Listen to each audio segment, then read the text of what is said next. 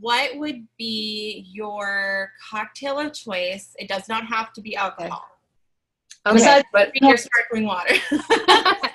But for me, it is alcoholic. Alcohol is definitely my vice of choice. I'm not super adventurous when it comes to other stuff, but I love to have just like one very nicely made cocktail. And I'd say that probably my favorite one would be some sort of gin with an herbal infusion. I think gin is such a great mixing.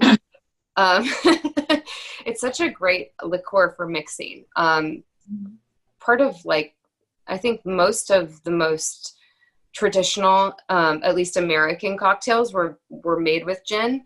It's weird because it's I find it to be a very specific and kind of pungent flavor on its own. You know, the juniper really takes over.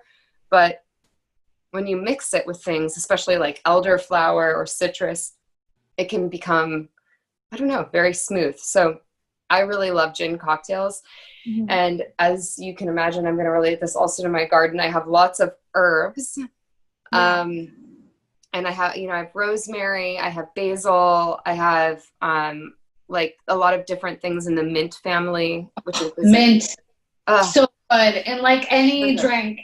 Any drink, right? It just elevates it. Mint and everything. Oh, at least we know where we're coming in LA. Yeah. For your garden. Yeah, please. Honestly, I designed this backyard with a mentality of like, I want it to be like an upscale luxury resort. And I had the vision in my mind of hosting amazing parties. So, it's very accessible to like a lot of people at a time or just a couple people. But that would be so fun when you get back to LA, Christina. Oh, sure. I'll make sure to come out on the airplane too. Yeah, I go to LA all the time when it's like not COVID, so we all have to hang out. Yeah. Definitely. I know it's such crazy times, but I feel like things, like I said, I feel like they're starting to loosen up a little bit. And I have faith that, I know there's a lot of skepticism about our leadership in this country and if they really know what's best for us, but I tend to shy away from conspiracy theories of that kind. I feel like there's enough people in enough powerful positions in this country that like there's checks and balances. And if the government is reopening things, I think that we need to be brave and we need to go out there and believe that we are going to be okay, because in life in general, that is the mentality that we need to come from. There's so many dangers in life generally. That being said, I'm wearing masks in public and I'm washing my hands like a maniac, and I'm definitely not gathering with people unless it's absolutely necessary for work, and that's only a couple people at a time. But I think we need to be a little brave. It's time to start realizing that we're gonna be okay. This isn't actually gonna be the end of the world.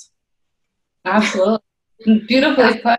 I definitely agree with that. And I think your mentality too, like your mental state, if you are like feeding yourself fear, that's kind of what you're gonna feed your body that too. So it's like, what kind of thoughts are you putting in your mind? Yes, absolutely. I mean, they say that like, when people are stressed or, pessimistic, that actually can add to their chances of developing something like cancer. Why wouldn't this be different?